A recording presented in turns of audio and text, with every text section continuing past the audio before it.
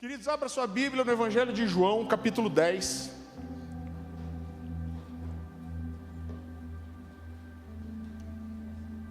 Evangelho de João, capítulo 10. E eu queria só fazer uma introdução. Queridos, eu lembro a primeira vez que eu preguei essa mensagem. E existem algumas mensagens que você prega e você já sabe que você vai pregar ela várias vezes na vida. E quando eu preguei essa mensagem a primeira vez, a impressão que eu tinha é que eu só ia pregar ela uma vez. Principalmente porque ela é uma mensagem simples, mas ela tem quase assim uma ordem profética muito específica. E essa, eu acho que talvez nenhuma mensagem tenha para mim um peso como essa. Não é uma das minhas mensagens favoritas de pregar, mas é uma mensagem que eu entendo que eu não posso... sabe o que eu vou fazer? Eu vou pregar hoje aquela mensagem. Eu entendo que esse é o tipo da mensagem que eu preciso ter uma comissão de Deus. Eu estava pregando nessa igreja em Florianópolis, lá hoje de manhã, e Deus me falou assim, é isso que você vai levar lá para Cornerstone à noite. E Deus me deu uma palavra específica para vocês que tem tudo a ver com essa mensagem. Então, talvez não seja a palavra com o ensino mais incrível, mais expositiva, como eu sei que você gosta, mas eu quero que você receba a carga profética nele, amém? Nela. Quero que você vá então para João, capítulo 10, versículo 22. É um dos versículos mais curtos da Bíblia. E a palavra do Senhor diz assim: celebrava-se em Jerusalém a festa da dedicação, e era inverno. Eu lembro que quando Deus me deu esse texto é estranho, porque ele parece assim quase desconectado do resto do texto ali.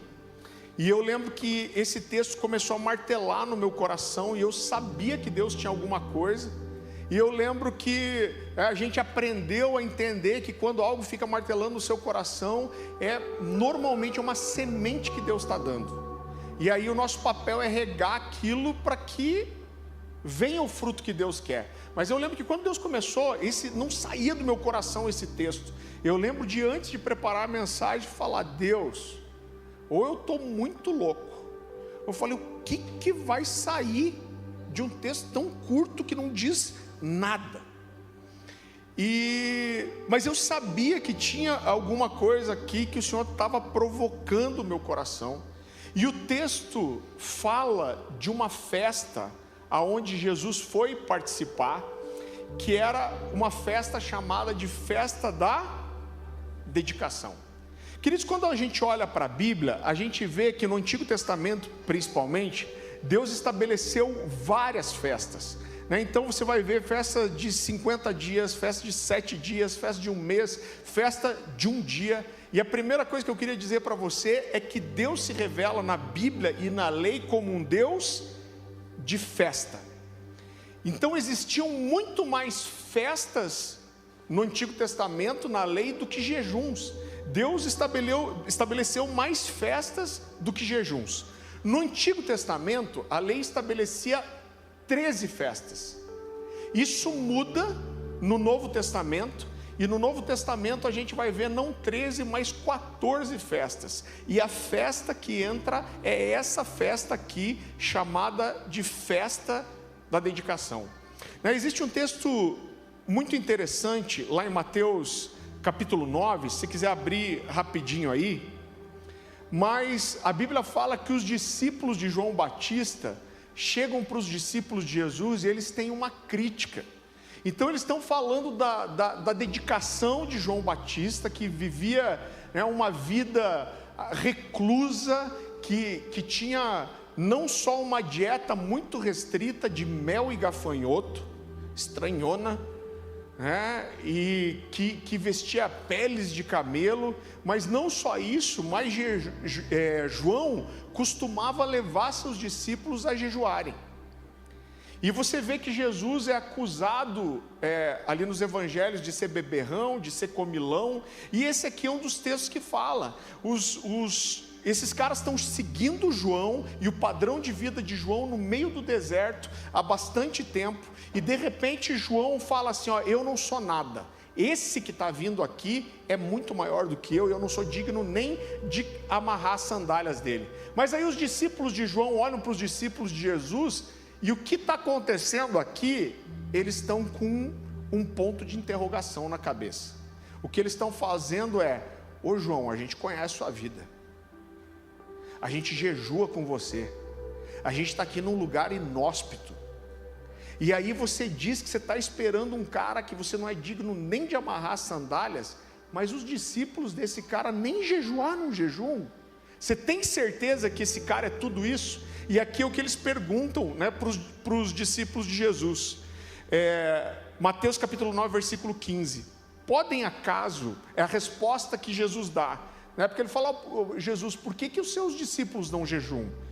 E Jesus diz assim: podem acaso estar tristes os convidados para o casamento enquanto o noivo está com ele? Mas virão dias, contudo, em que lhes será tirado o noivo, e nesses dias hão de jejuar.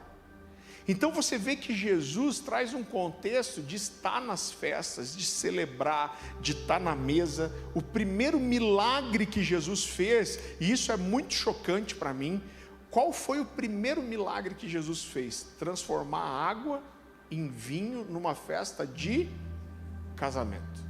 Então eu já vi um monte de gente dizendo: não, mas ali não era vinho, era o mosto era suco de uva. Gente, deixa eu te falar uma coisa teológica, isso é uma besteira, tá? Porque primeiro, a palavra para mosto e para vinho, para o suco de uva e para vinho, são duas palavras diferentes no grego. Então aqui era vinho, Jesus estava transformando alguma coisa. Para mim, eu não quero entrar nisso agora, mas tem uma simbologia profética, né? Porque para mim Jesus está mostrando a mudança que ia acontecer.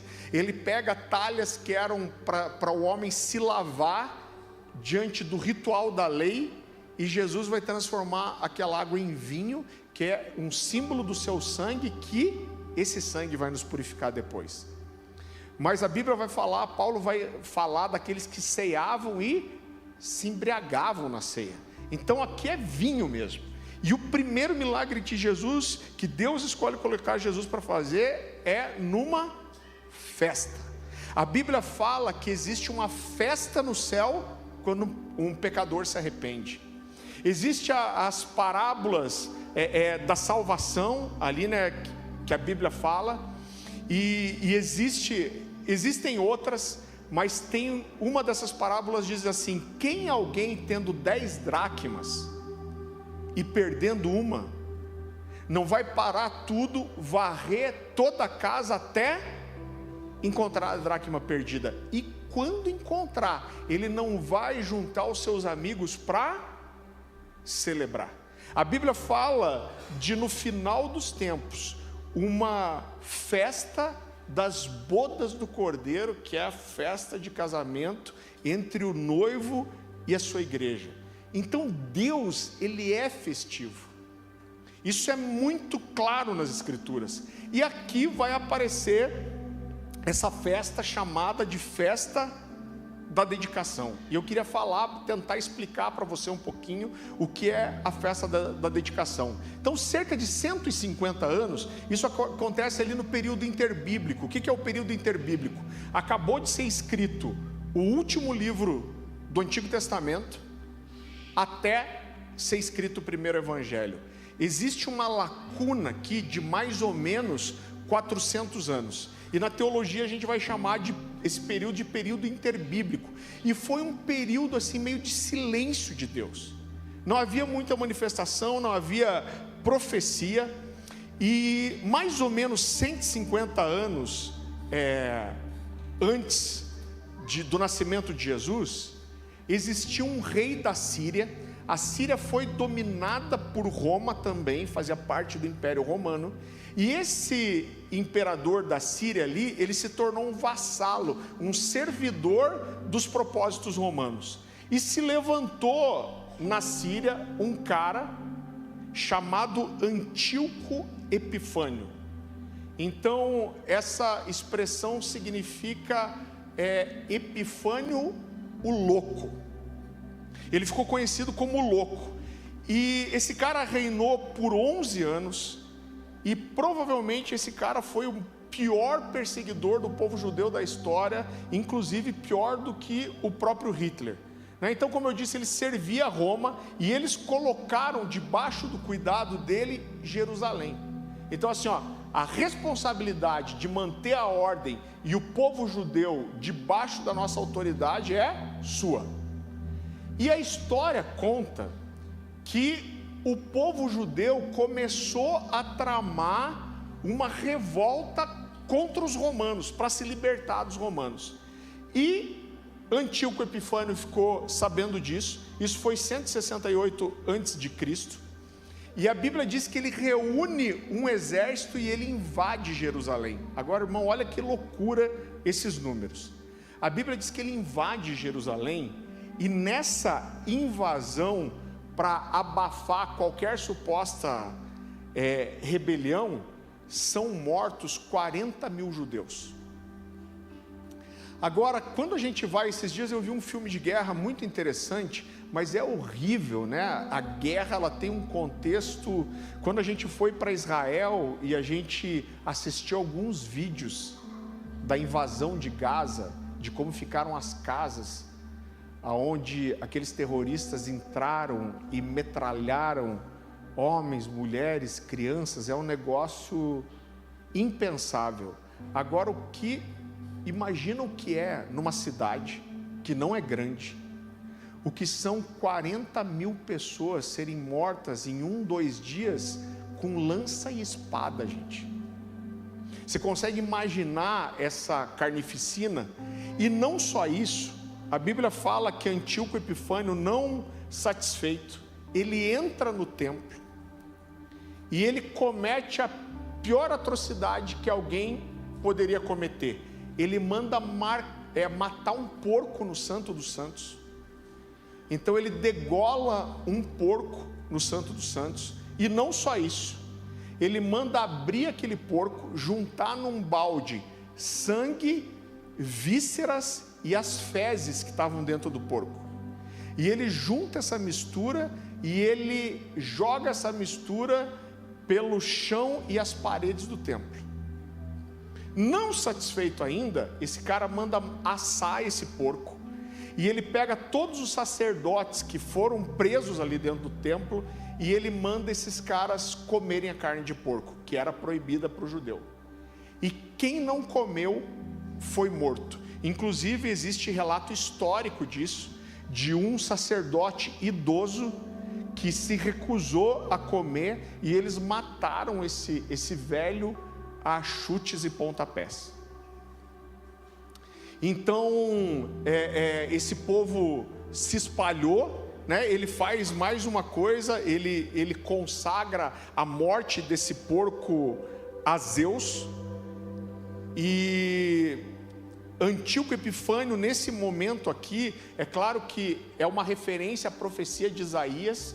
Havia uma profecia de Isaías falando do abominável da desolação, e esse evento ele foi tão terrível que eles começaram a chamar Antíoco Epifânio do abominável da desolação. Então o que os judeus estão dizendo é: sabe aquilo que Isaías profetizou? Só pode estar falando desse cara.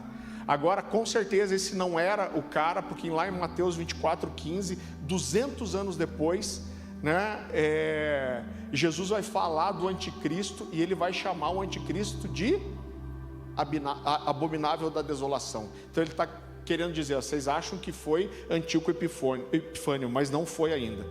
E aí o que acontece? Ele abafa, né, Jerusalém é dominada de volta, e 2 anos depois ele invade Jerusalém de volta. Irmão, olha a maldade desse povo.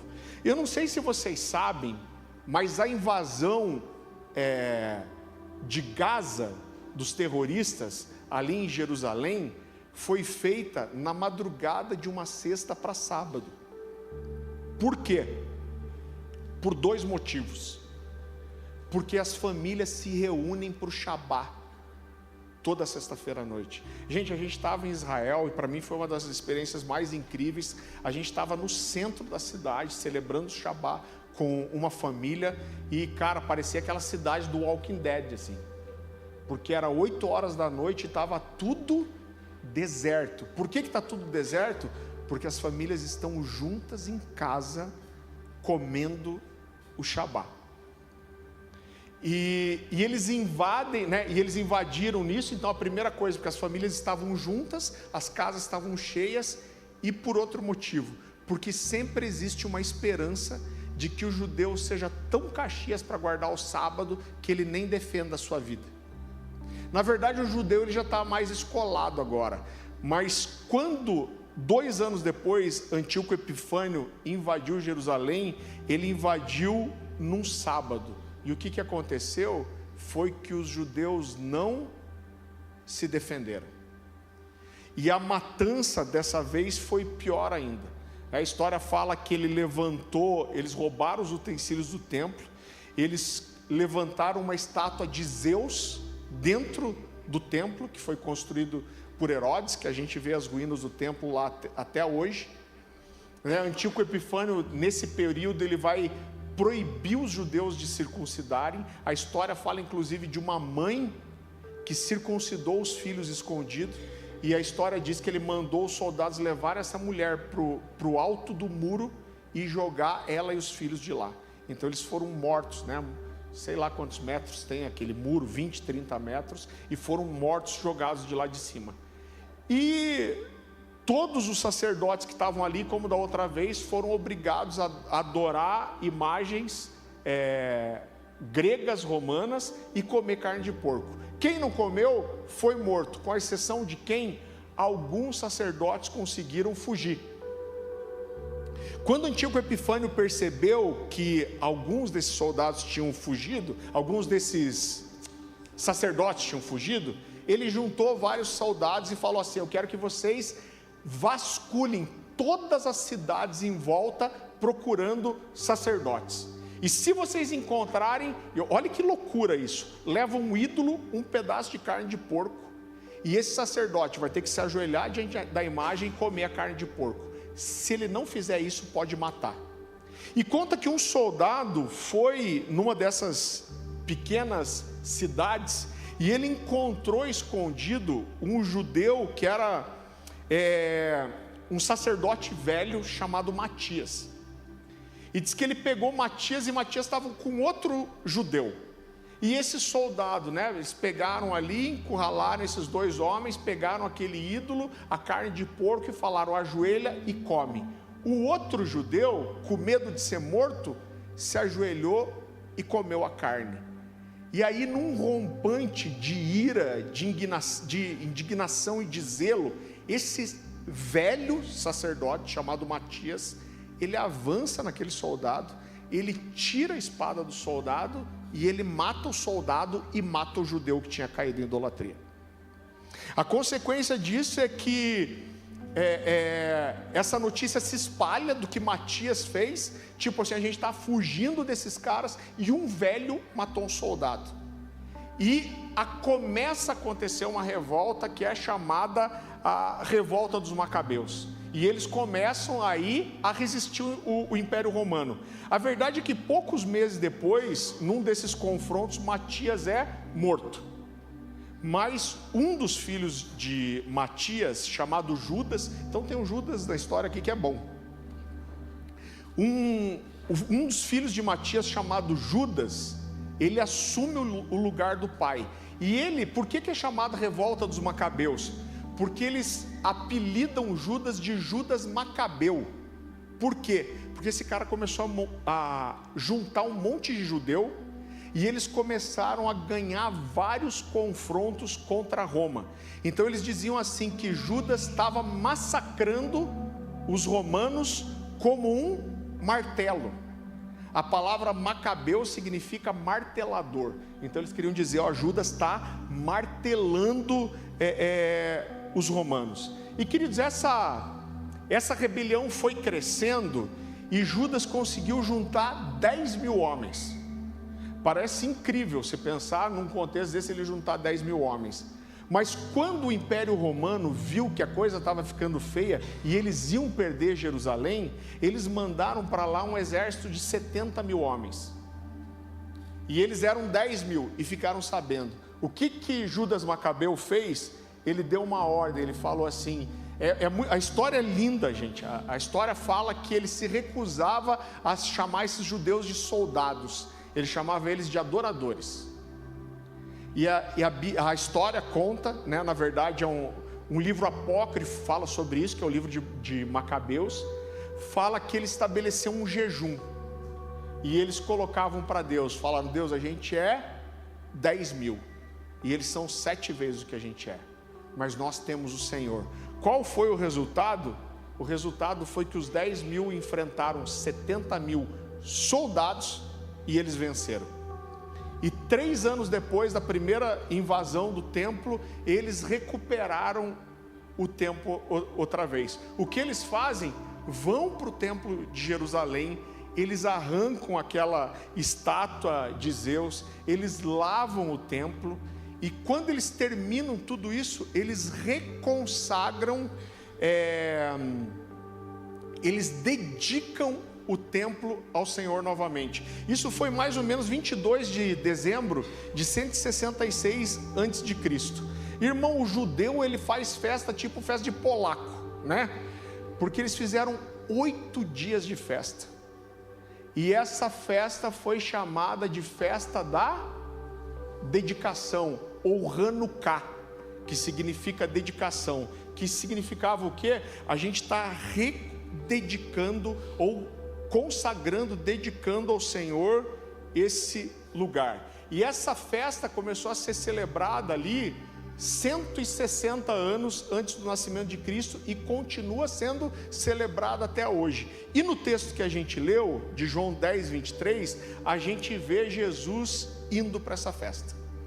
Então a primeira coisa que eu quero destacar para você é que existe, querido, uma festa a ser celebrada hoje, e essa festa a ser celebrada é a nossa dedicação ao Senhor. Então a nossa vida de santidade, de entrega a Deus, de serviço, o que Deus quer ensinar para a gente é que isso nunca deve ser visto como um peso, mas deve ser visto como motivo de festa. Eu confesso para você que muito tempo eu olhei para a Bíblia, principalmente na adolescência, e a imagem que eu tinha era mais ou menos assim: olha, Deus me abençoa, Deus me deu salvação, Deus me ama porque Ele quis me amar, Deus me escolheu quando eu ainda era um pecador, Jesus morreu no meu lugar, então Ele fez tudo isso por mim, e em contrapartida, Deus quer que eu obedeça a uma série de mandamentos que agradam Ele. Mas o que eu fui aprender com o tempo, querido, né? E isso me levava a olhar essa santificação até como um peso ou como uma exigência justa por tudo que Deus fez para mim. Mas quando a gente vai olhar para as Escrituras, eu com o tempo fui percebendo que essa não era uma verdade. Você não precisa abrir, mas por exemplo, a primeira Epístola de João, capítulo 5, versículo 3, vai dizer assim: porque esse é o mandamento de Deus, que guardemos os seus mandamentos. Porque esse é o amor de Deus, que guardemos os seus mandamentos. Ora, os mandamentos não são penosos. E eu descobri que os mandamentos, eles não falam só do amor de Deus, do meu amor por Deus, mas em primeiro lugar falam do amor de Deus por mim. Então quando Deus estabelece os mandamentos, Ele está dizendo assim: olha, você quer viver bem, você quer viver a plenitude daquilo que eu sonhei, que eu desejei para você, Deus está dizendo: anda assim. Se você andar nos meus mandamentos, isso não é bom para mim só, isso é bom para você, porque eu te resgatei do pecado, da rebeldia, da imoralidade, para que você fosse salvo. Mas a forma de você continuar desfrutando dessa vida é você obedecer e guardar a minha lei. Então, querido, a santidade no casamento, a honestidade nos negócios, o amor pelo próximo, né, não promovem a felicidade de Deus, mas promove a minha felicidade. A lei fala do amor de Deus por mim. O C.S. Lewis, ele tem uma frase muito interessante. Ele diz assim: olha, para as pessoas que a gente não tem um compromisso de amor de verdade, a gente se contenta em ver essas pessoas felizes. Ele falou: agora, quem a gente ama de verdade, você não se contenta só em ver essas pessoas felizes, você quer ver elas felizes do jeito certo. Então ele quer dizer o seguinte: se você tem uma filha e você vê ela se prostituindo, mas ela fala para você: mas eu sou feliz, não vai ser o suficiente para você. Para você não é suficiente ver ela feliz, você quer que ela seja feliz do jeito certo. Então os mandamentos de Deus falam sobre isso, e eu preciso celebrar isso, né? Existe uma mensagem que eu falo sobre a festa da santificação, porque quando a gente fala da Páscoa, a Páscoa era uma celebração de um dia, né? A sexta-feira. Mas a Páscoa, ela inaugurava um período de 7 dias de festa, que eram as festas dos pães asmos. Então começava ali com a morte do Cordeiro, que simbolizava a morte de Jesus, a salvação e a libertação do Egito. Aí Deus falava: ó, o símbolo é esse, é a salvação que aponta para Jesus, é a salvação do Egito, mas vocês entendem isso, e depois da morte do Cordeiro, vocês celebram por 8 dias. E aí Deus dá uma ordem: nesses 8 dias, vocês não podem comer fermento. E o texto é tão louco, porque Deus não diz só que eles não podiam comer fermento. A Bíblia diz que não podia ter fermento na casa. A Bíblia diz: não é só vocês não podem comer e não podem ter na casa. Se vocês tiverem um visitante de fora que não é judeu, e nesses dias esse cara comer fermento no meio de vocês, ele precisa ser morto. O fermento na Bíblia é uma simbologia muito clara do pecado, né? O pecado que contamina, um pouco de fermento que leveda toda a massa. Com isso, o que Deus está querendo dizer para a gente? Você recebeu a salvação através do sacrifício do Cordeiro. Agora existe uma festa a ser celebrada, e essa festa precisa ser sem fermento. Por quê? Porque a sua santidade precisa ser celebrada, e a celebração da salvação você faz sem fermento, ou sem pecado. Então, com tudo isso, Deus está dizendo para a gente: olha, não olhe a santidade, os mandamentos como um peso, pelo contrário, isso é um motivo de festa, né? Então, mais uma vez, essa festa de João 10 é muito interessante, porque ela é chamada de festa da dedicação, e a nossa dedicação ao Senhor deveria ser vista também como motivo de festa, né? Segundo o dicionário Hawais da língua portuguesa, dedicação significa uma coisa básica: significa entrega. E é muito interessante, porque quando a gente olha para o nosso vocabulário popular, quando a gente fala de alguém que é muito comprometido com o trabalho, o que a gente fala? Esse cara é dedicado ao trabalho, ou esse cara é dedicado à família, né? Ou esse cara é dedicado aos estudos.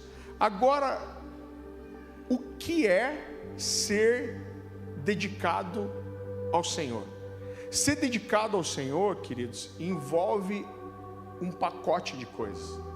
Isso fala, eu não quero me aprofundar nisso, mas quando a gente fala da nossa dedicação ao Senhor, isso fala do quanto você está comprometido com a santidade.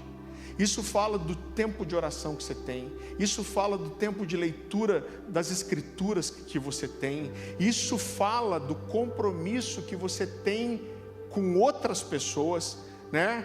E em se envolver com a vida de outras pessoas, de servir. Então a verdade é que qualquer pessoa que decida corresponder a um chamado, essa pessoa vai precisar sim de um grande nível de dedicação e de entrega, né? E, queridos, é muito interessante, porque a gente está servindo ao Senhor há tanto tempo e viajando e conhecendo a realidade, né, das igrejas há tanto tempo, e uma das coisas que a gente mais vê são pessoas que começaram a sua vida ministerial apaixonadas e dedicadas, mas chega uma hora que elas são tão frustradas e feridas pelo ministério que a alegria e a celebração vai embora. Eu lembro que uma vez a gente estava conversando com o pastor Silmar Coelho, e ele falou uma coisa tão interessante. Ele falou duas coisas muito interessantes. Ele falou assim, você vai encontrar dois tipos de pessoas na igreja sempre. Ele está falando para pastores. A gente estava num grupo de pastores. Ele falou, na igreja você vai ter três, na verdade. Ele falou, você vai ter as pessoas que te amam. Ele falou, você vai ter as pessoas que gostam de você, e você vai ter as pessoas que não gostam de você. Ele falou, e as três vão trazer pressão sobre você. Sabe por quê? Porque a que ama você e a que gosta de você, tudo é bom quando você está. Então você tem que estar, você tem que visitar, é você que tem que estar pregando em todo culto, vai orar por alguém, você que tem que orar, vai fazer uma visita no hospital, é você que tem que visitar, tudo ele quer que seja você, que você esteja presente, que você ora, que você faça. Ele falou, o que não gosta de você é o contrário, mas você sofre uma pressão, porque ele vai desfazer da sua mensagem, ele vai falar mal de você, ele vai criticar você, a sua pregação. Ele falou, e a vida ministerial, ela acaba pressionando você de todas as formas. E muitas vezes, querido, a nossa dedicação ao Senhor, ela pode se tornar um peso. Então a gente foi ontem ministrar numa igreja e eu acabei indo, não era a minha programação, mas a gente tem um menino que cuida das passagens para a gente, aéreas, há alguns anos já, e a gente conhecia ele há muito tempo. E ele está nessa igreja lá em Florianópolis. Ele falou, Farley, eu queria tanto que você viesse na igreja aqui, e eu fui para honrar ele. E queridos, foi uma grata surpresa, porque a gente conheceu um pessoal muito querido lá. Mas a gente ouviu uma história muito pesada, de uma família que foi tão machucada, traída, que tinha uma igreja de 1000 membros, que virou 70. Esse pastor sênior da igreja, esse cara ficou tão mal com essa história, que ele teve 4 infartos, a ponto de chegar a falar, junta a família aí, que eu acho que dessa...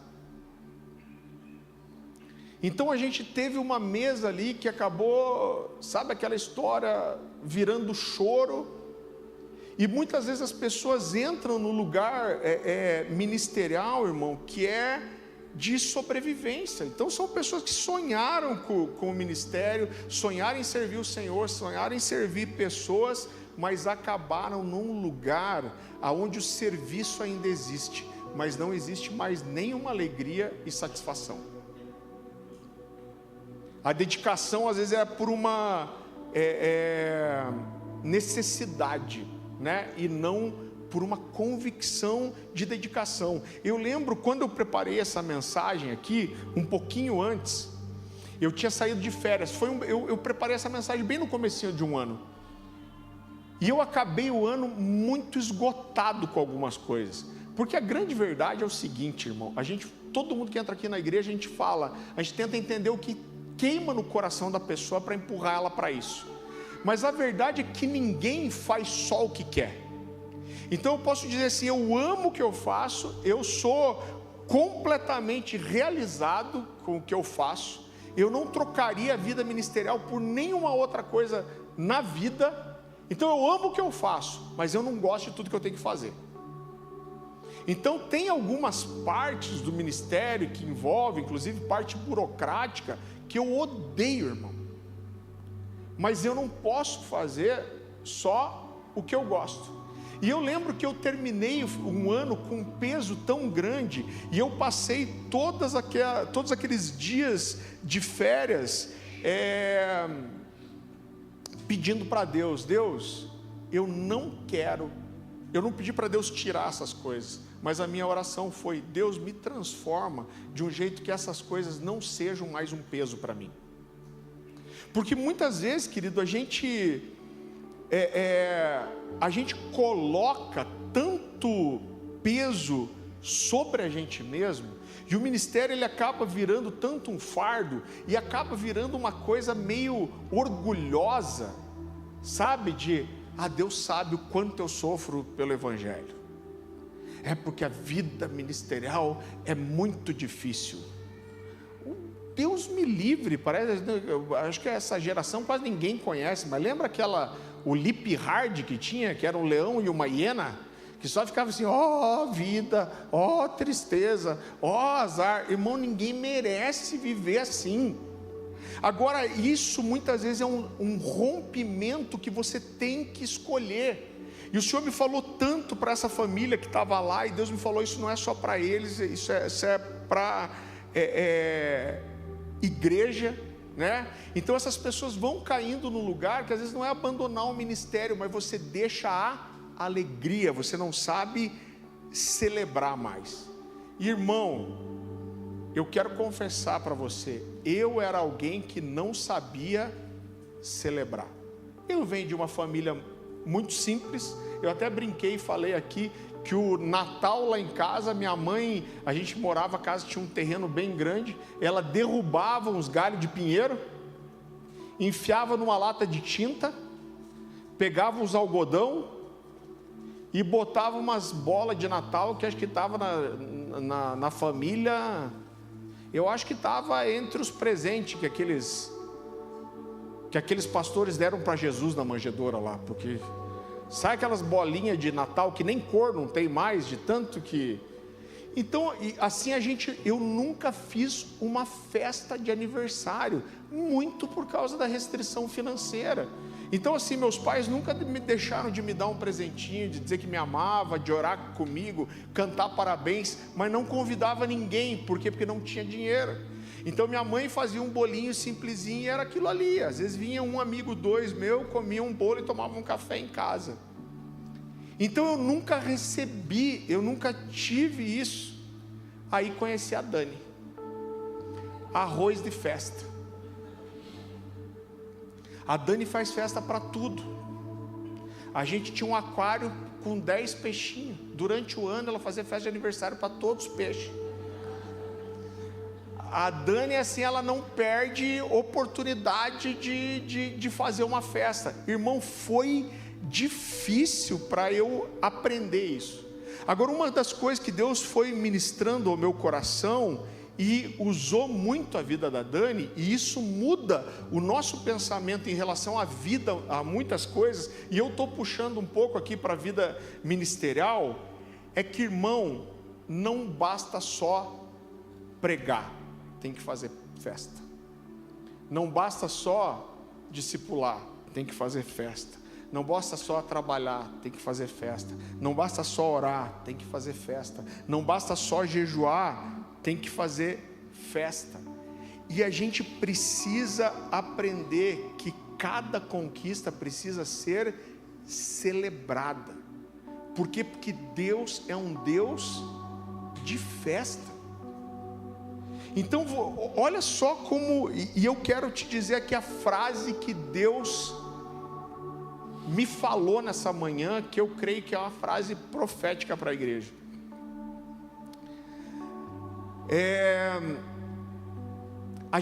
Quando você olha para a Bíblia, a gente fala de todo outro fruto do Espírito.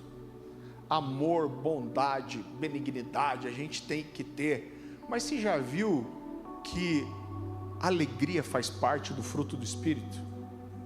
Você já viu que a Bíblia diz assim, que o Senhor Jesus foi ungido com óleo de alegria mais do que todos os seus irmãos. Por outro lado, ele vai ser chamado por Isaías de homem daquele cujos homens escondem o rosto. Vai ser chamado de homem de aflições, que sabe o que é sofrer. Então ele passou por tudo isso, por todo esse sofrimento. Mas a Bíblia diz também que ele foi ungido com óleo de alegria mais do que todos os seus irmãos. A Bíblia vai dizer que a alegria do Senhor é a nossa força. Paulo vai dizer assim: irmãos, eu vos digo, alegrai-vos. Outra vez eu digo, alegrai-vos. Então, irmão, a alegria é fruto do Espírito e ela é característica do cristianismo.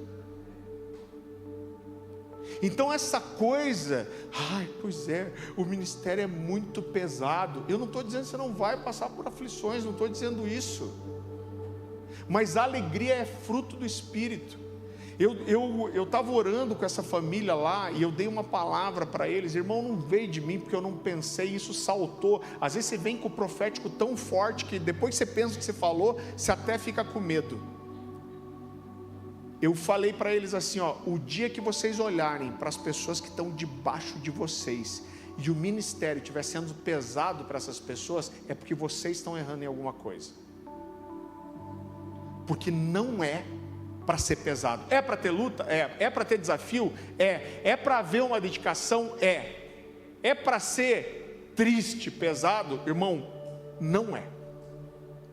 Agora a gente perde essa característica tão forte, tão importante do fruto do Espírito, que é a alegria. Você sabe, eu estava compartilhando e foi tão especial que eu nem lembrava que eu falava isso nessa mensagem.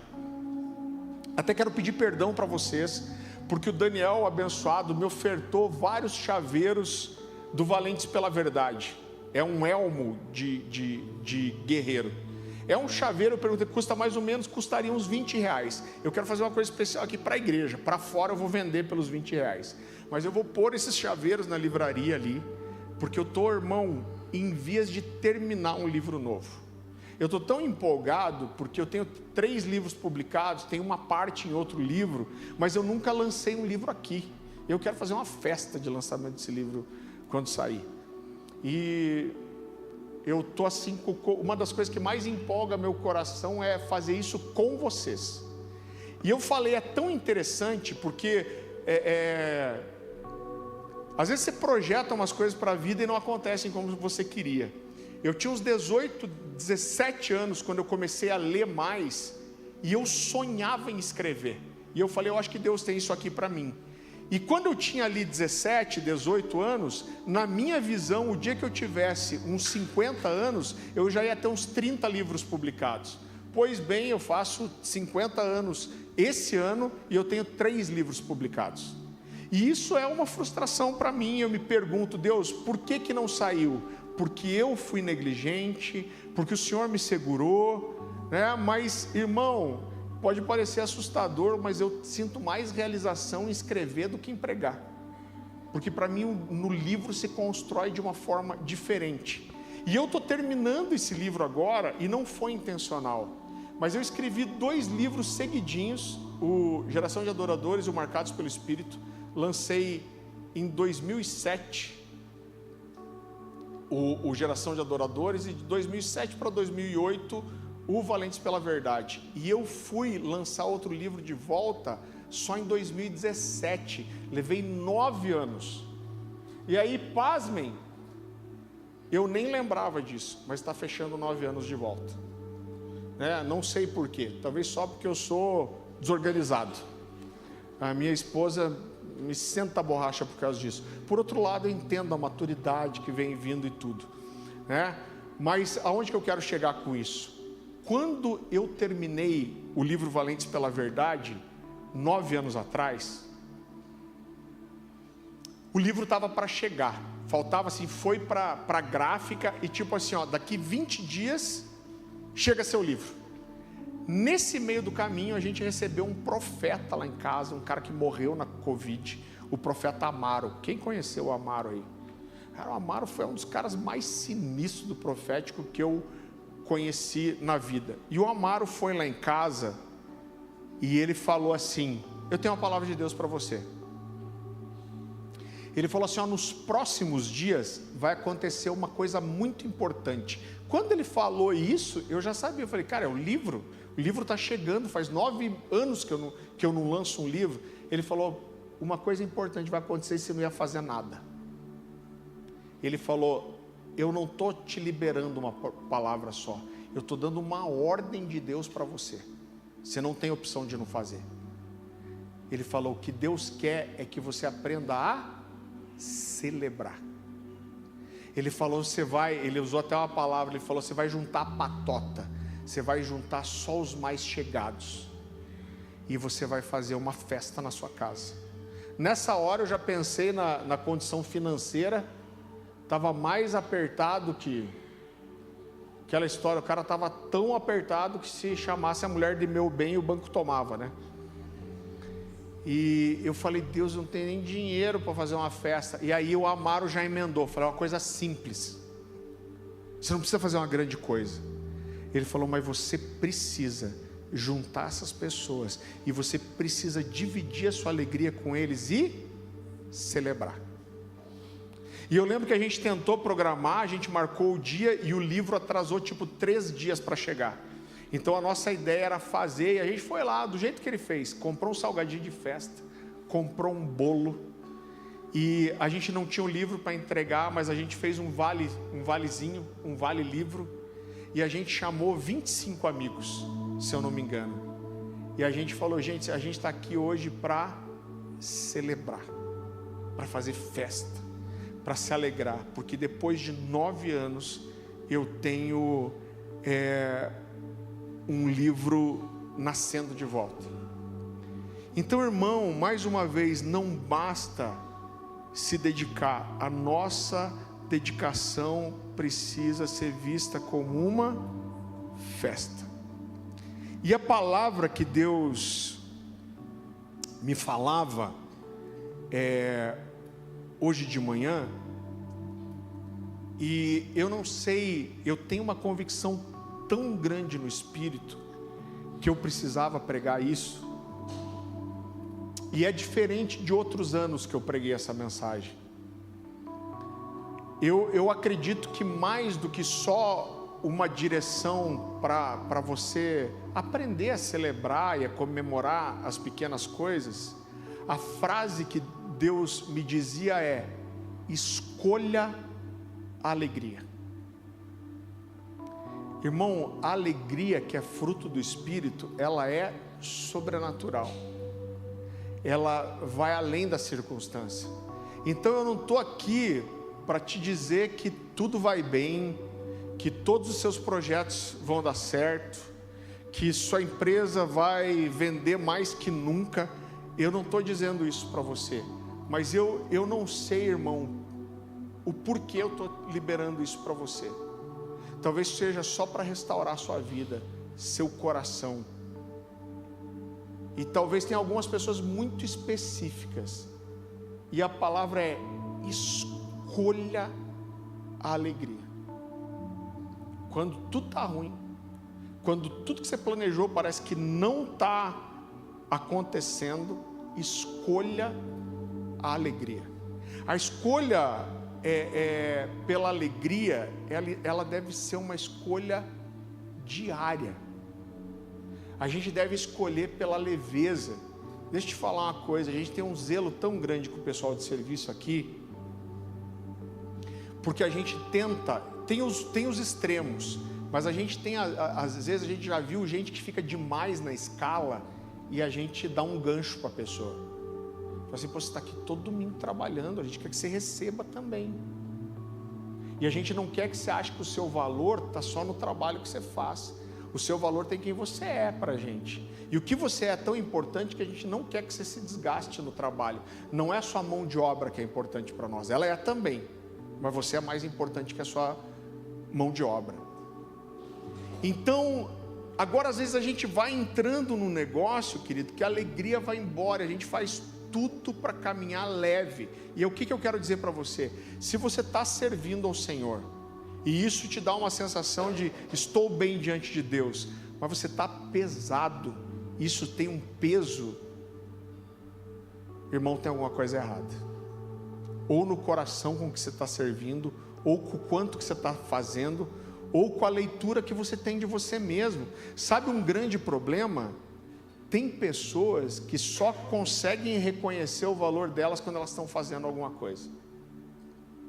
Então, quando você dá um gancho para a pessoa, você pede para ela parar, ela desmonta, porque ela sente que ela não tem valor nenhum, que não estão reconhecendo valor, porque ela só consegue ver valor nela no que ela faz. O seu valor não está no que você faz, mas em quem você é. Então se você está se matando, você está trabalhando aqui, pegando uma escala atrás da outra, e a gente tem departamentos com muitas necessidades. O departamento infantil acho que é o principal deles. Mas pastor, eu estou me dedicando porque não tem gente, meu coração aperta, eu tenho filho, eu imagino como é para os pais, e aí eu vou e faço mais do que eu deveria fazer. A minha pergunta para você é: mas está sendo um peso? Ou você está fazendo isso celebrando? Ah, pastor, está pesado. Eu falo, então não faz, porque se está sendo um peso, tem alguma coisa errada. Então, irmão, escolha a alegria e escolha celebrar. Esse texto, que é o texto de referência, ele tem um detalhe muito interessante. Irmão, nada na Bíblia está por acaso. A Bíblia diz, esse texto parece que perdido no meio do nada, diz assim, que Jesus foi na festa da dedicação, e o que diz depois? E era inverno. Isso não está por acaso ali.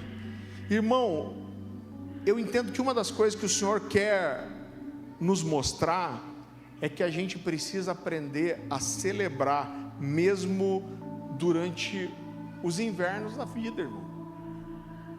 O problema é que muitas vezes a gente joga a nossa celebração sempre para quando alguma coisa acontecer.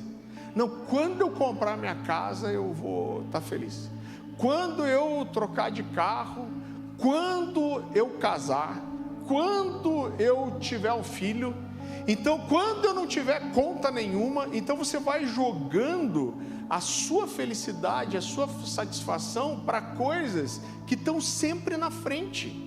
E sabe qual é a consequência disso? Você não encontra esse lugar de alegria, celebração e leveza. Então o que esse texto está mostrando para nós é que, irmão, às vezes celebrar no verão é fácil, mas a gente precisa aprender a celebrar até nos invernos da vida. Irmão, olha para esse texto aqui. Deus é tão rico nos detalhes. Deus faz muito isso comigo. Deus testifica o que eu vou pregar. Olha para esse texto, foi o que o Lud cantou aqui antes, você nem precisa abrir. Abacuque 3, 17 a 18. O que Abacuque fala? Ainda que a figueira não floresça. Entenda o seguinte: esses caras aqui não eram empregados que recebiam um salário em dinheiro. Quando esse cara fala de plantação e de animal, ele está falando do sustento da vida dele.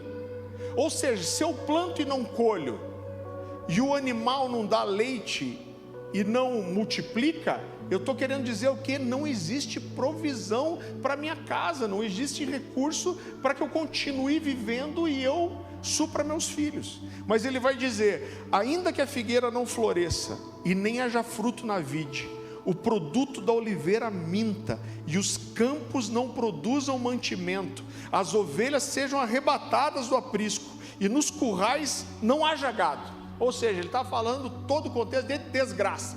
E aí o que ele diz? Todavia eu me alegro no Senhor e eu exulto no Deus da minha salvação. Então ele está querendo dizer, mesmo nesse contexto de privação, de desgraça, de necessidade, o que eu escolho? Eu escolho me alegrar e exultar. O que é exultar? É essa pressão, essa expressão externa de alegria e de celebração. Jesus sabia que ia ser morto, a ponto de logo depois disso ele suar gotas de sangue diante de Deus, falando: Pai, passa de mim esse cálice. Mas o que ele faz antes? Ele celebra a Páscoa com seus amigos. É a conversa mais longa de Jesus registrada nos evangelhos. Irmão, quando a gente vai olhar para essa história de Judas Macabeu, Judas é morto pelos romanos 5 anos depois. Ele não ficou muito tempo assim. Quando Jesus nasce, o Império Romano continuava dominando. Eles não chegaram a se libertar completamente, apesar de que o templo nunca mais foi tomado até ser destruído no ano 70. Então, 5 anos depois, Judas morre. Mas por 5 anos, eles fizeram uma festa de 8 dias em todo dezembro. Então, enquanto ele tinha fôlego de vida, ele celebrou. Então, querido, eu acredito que isso está ensinando para nós. Eu queria que você olhasse para a sua vida, porque, irmão, a vida vai ter desafios e ter peso sempre. Eu lembro que a gente teve uma situação em casa essa semana e minha filha ficou triste, chorou, a Louise, a mais novinha de 10 anos, e eu falei, cara, parece quase maldoso, eu falei, mas eu preciso aproveitar isso. Ela estava diante de 2 escolhas, mas ela queria as 2, mas as 2 não davam, e nas 2 coisas ela tinha ganhos e perdas, e eu falei, eu preciso aproveitar essa oportunidade. Eu falei, filha, o que você está querendo não existe. Muitas vezes na vida você vai ter que escolher perder umas coisas para ganhar outras. Eu falei, e você precisa, ai pai, mas é que eu queria, chorando. Mas filha, você tem que aprender que a vida vai ser assim.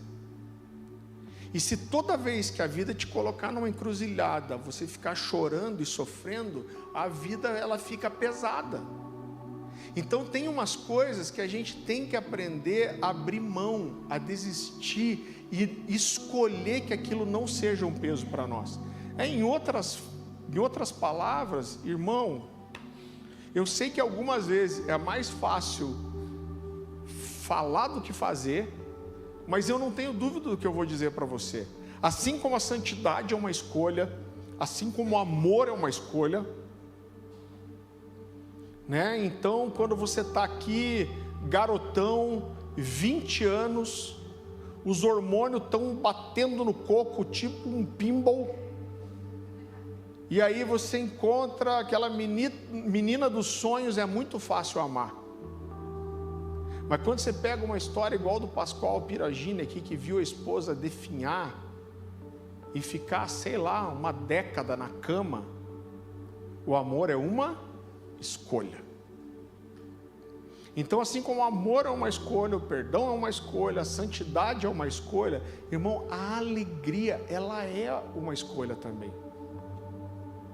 E eu entendo, sabe, eu lembro quando Paulo fala do ministério dele, né, aos gentios, e ele fala assim, ó, eu estou entendendo o que os nossos antepassados não entenderam. Ele está falando do evangelho alcançar os gentios, mas ele fala uma coisa muito especial. Ele fala assim, aquilo a qual os profetas profetizaram sem ver e sem entender.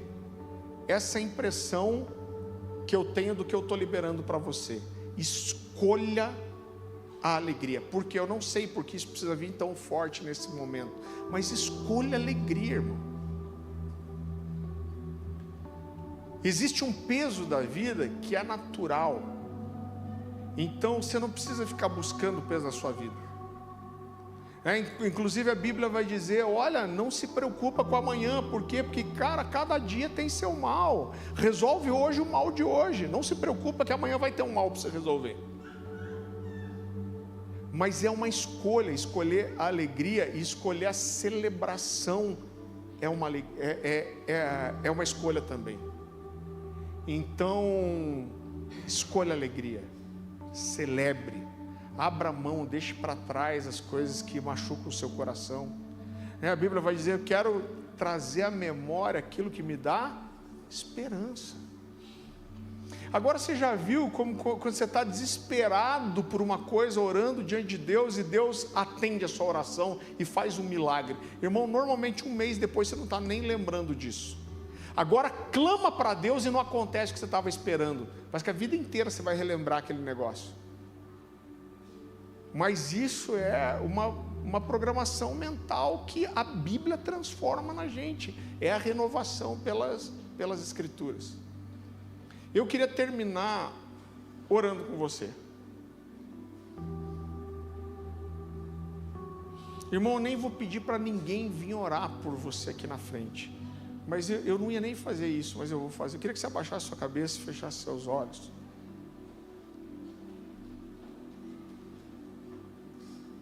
Irmão, eu não estou preocupado em quantas pessoas vão vir aqui para frente ou não. Mas quando você vem para frente, é uma forma de você dizer algo para Deus, não para mim, não para os pastores. É uma forma de você dizer: Deus, eu vim para cá hoje e essa palavra é para mim. É para mim que o Senhor está falando. Eu sou esse cara que preciso de ajuda para escolher a alegria. Eu sou esse cara que precisa aprender a escolher a alegria em vez da tristeza. Eu sou esse cara que precisa aprender a celebrar as pequenas coisas, porque eu não sei. Eu preciso olhar mais para o que o Senhor fez do que para aquilo que não aconteceu do jeito que eu queria. Mais do que trazer uma palavra e trazer algum conhecimento para você, eu creio, querido, numa graça, num ambiente profético aqui que transforma o coração e que muda situações não só externas, mas muda dentro da gente. Então você está olhando para a sua vida, para o seu coração, que você tem passado, e o seu coração está dizendo para você: puxa, eu sou uma dessas pessoas que precisa aprender a escolher alegria. Eu queria que, como uma resposta ao Senhor, você dizer: essa palavra é para mim, eu recebo. Eu queria que você saísse do seu lugar e viesse aqui para frente. As pessoas dos ministérios e que estão liberadas para orar, se sentirem de orar para alguém, o pessoal do profético, eu tenho uma palavra para alguém, eu quero orar com alguém, você pode orar. Mas eu quero que você que vem aqui para frente, você não esteja preocupado se alguém ora por você ou não.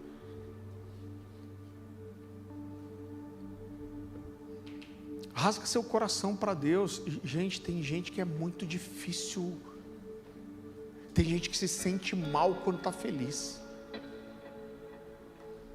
Tem gente que tem uma dificuldade muito grande de fazer festa, de celebrar. Isso precisa mudar no seu coração. Precisa ver o nosso Deus é esse Deus que estabeleceu mais festas do que jejuns. Você pode sentar aqui na frente, você pode ficar em pé, pode ajoelhar, mas eu queria... E se você não vem para cá, ficou no seu lugar, não fique alheio a isso. Sonda seu coração. Peça para o Senhor te ajudar nisso. Coloca o teu coração, coloca o que você está sentindo, fale da tua dificuldade com isso para Deus, rasga o seu coração para o Senhor, enquanto a gente adora com mais uma canção. Deixa Jesus falar com você, talvez alguém vá até você te liberar uma palavra profética, mas mais do que isso, você pode ouvir de Jesus algo para a sua vida. Minha esperança o teu amor me guarda por onde eu for. Eu creio em ti. Minha esperança o teu amor me guarda por onde eu for. Ainda que a vide não dê o seu fruto, mesmo que não haja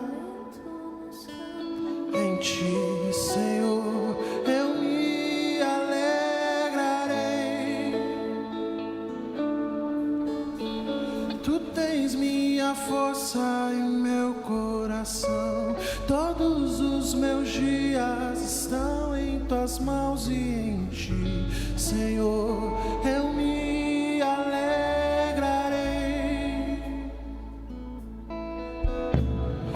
Ainda que a vide não dê o seu fruto, em ti, Senhor, eu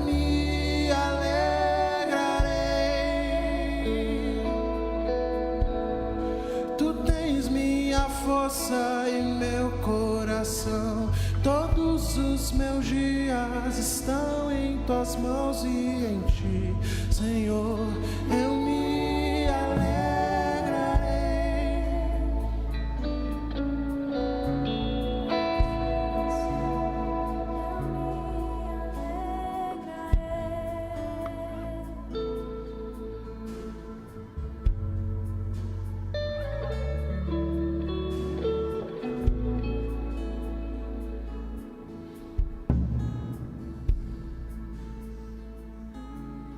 Querido, eu vou fazer uma coisa diferente. Se você olhar para alguém aqui, você quiser liberar uma palavra para uma dessas pessoas que está aqui, ou só abraçar alguém e orar, você pode sair do seu lugar, você pode fazer isso.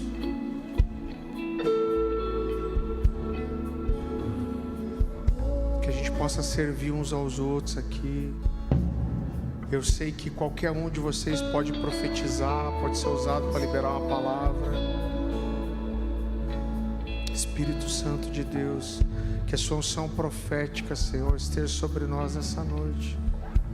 Libera a sua voz profética, o seu mover profético aqui, Senhor. Minha esperança, o teu amor me guarda por onde eu for. Eu creio em ti.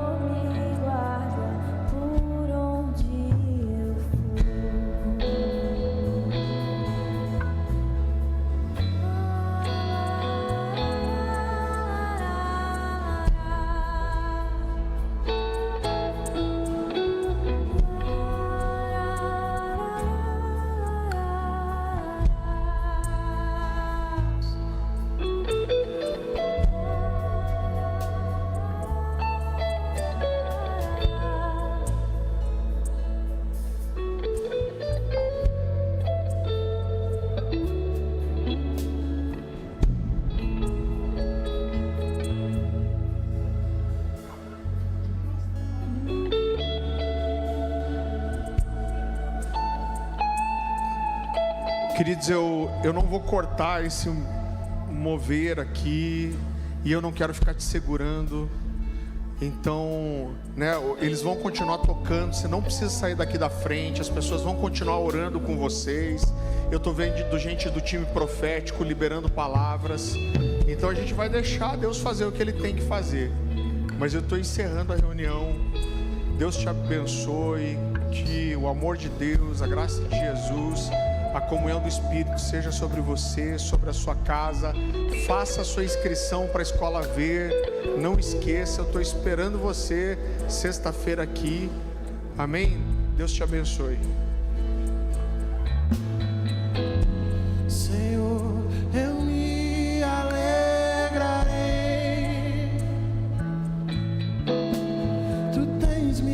força em meu coração. Todos os meus dias estão em tuas mãos e em ti, Senhor, eu me alegrarei. Ainda que a vide não dê o seu fruto, mesmo que não haja alimento nos campos em ti, Senhor,